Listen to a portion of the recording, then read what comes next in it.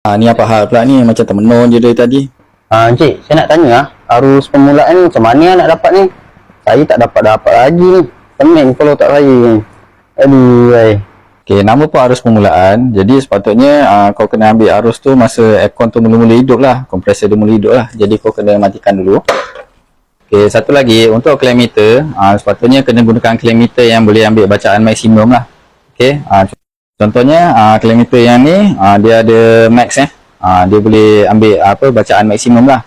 Sebab apa? Arus permulaan ni dia sekejap sangat, dia tak sampai satu saat pun masa kompresor tu mula-mula hidup.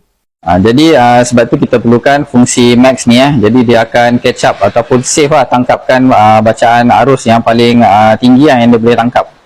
Okey, jadi saya claimkan dekat sini. Okey, lepas tu saya akan hidupkan aircon ni lah. Okey, jadi sekarang ni kita tunggu je lah untuk kompresor ni hidup, dan saya kena pastikan function max ni kita on kan lah.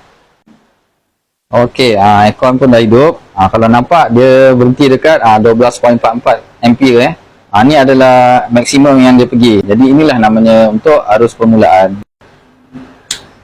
Okey, nampak kan dia lock kan, walaupun saya dah cabut ni Okey, kalau saya matikan function maksimum ni, nampak dia pergi kosong lah. Tapi kalau saya tap balik, dia adalah okey, ni sekarang adalah bacaan arus larian lah untuk aircon ni sekarang.